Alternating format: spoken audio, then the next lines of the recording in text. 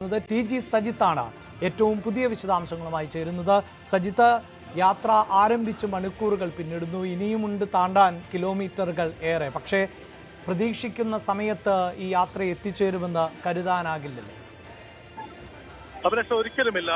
നിശ്ചിത സമയക്രമത്തിൽ, നേരത്തെ നിശ്ചയിച്ച സമയക്രമത്തിൽ ഒരിക്കലും ഈ യാത്ര പൂർത്തിയാവില്ല. ആലപ്പുഴയിലേക്ക് ആ സമയക്രമത്തിൽ എത്താൻ കഴിയില്ല. ഇന്ന് അർദ്ധരാത്രിയോടെയെങ്കിലും എത്തിച്ചേരും എന്ന പ്രതീക്ഷയിലാണ് 2 മണിയോടുകൂടി വിലാപയാത്ര ആരംഭിക്കുന്നത്. ചില തിരക്കുകൾ പ്രതീക്ഷിച്ചിരുന്നു, സ്വാഭാവികമാണ്. VS ആയതുകൊണ്ട് തന്നെ വലിയ ആൾക്കൂട്ടം പ്രതീക്ഷിച്ചിരുന്നു. പക്ഷേ ആ പ്രതീക്ഷകളെ മറികടക്കുന്ന തരത്തിലേക്കുള്ള വലിയ തിരക്ക് അനുഭവപ്പെടുന്നു എന്നതാണ്.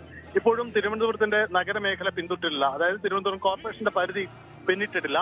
വെട്ട് റോഡ് ആണ് ഇപ്പോൾ എത്തിയിരിക്കുന്നത്. ഇനി കണിയാപുരം, അങ്ങനെ തിരുവനന്തപുരത്തിന്റെ മറ്റു മേഖലകളിലൂടെ കടന്ന് കൊല്ലം ജില്ലയിൽ പ്രവേശിക്കണം.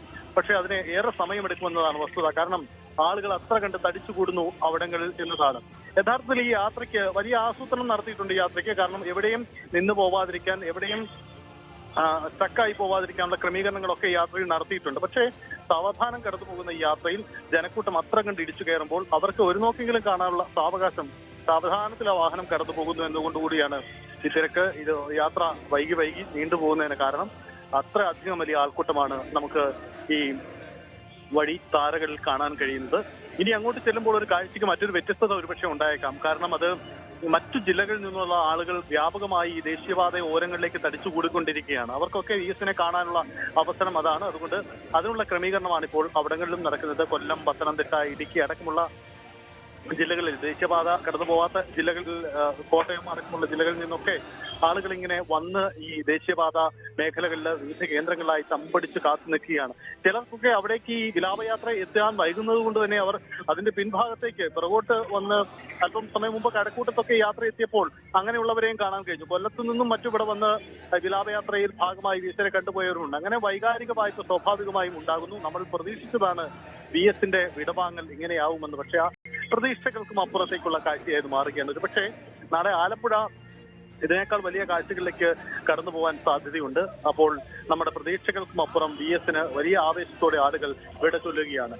102 വയസ്സോളം എത്തിയ ഒരു നേതാവിന് അദ്ദേഹം മരിക്കുമ്പോൾ സ്വാഭാവികമായും അദ്ദേഹത്തിന്റെ ആ പ്രവൃത്തി പഥങ്ങളിലൂടെ അദ്ദേഹത്തിന്റെ സമര ജീവിതത്തെ ഓർമ്മപ്പെടുത്തുന്ന, അർഹിക്കുന്ന മുദ്രാവാക്യം വിളികളിലൂടെയുള്ള സമര തീക്ഷ്ണമായ ഒരു യാത്രയപ്പ് അങ്ങനെ പറയാം. കാരണം ഒരുപക്ഷെ ഉമ്മൻചാണ്ടിയുടെ യാത്രയപ്പിൽ നമ്മൾ കണ്ടത് കരഞ്ഞ് നിലവിളിക്കുന്ന അങ്ങനെയുള്ള കുറെ കാഴ്ചകളാണ്. ഇവിടെയും അതിനേക്കാൾ ഉപരി അദ്ദേഹത്തിന്റെ പ്രവർത്തനങ്ങൾ ഓർമ്മപ്പെടുത്തുന്ന മുദ്രാവാക്യം വിളികളോട് ആകാശത്തേക്ക് മുഷ്ടി ചുരുട്ടി മുദ്രാവാക്യം വിളിച്ചുകൊണ്ട് VS പ്രവർത്തനങ്ങൾ ഏന്തി പറഞ്ഞുകൊണ്ട്, VS ഞങ്ങളുണ്ട് എന്ന് പറഞ്ഞുകൊണ്ട് പിന്തുണ അറിയിച്ചുകൊണ്ടുള്ള ഒരു യാത്രയപ്പ്, ഒരു കമ്മ്യൂണിസ്റ്റ് നേതാവിനെ അർഹിക്കുന്ന യാത്രയപ്പ് എല്ലാ അർത്ഥത്തിലും VS കേരളം നൽകിക്കൊണ്ടിരിക്കുകയാണ്.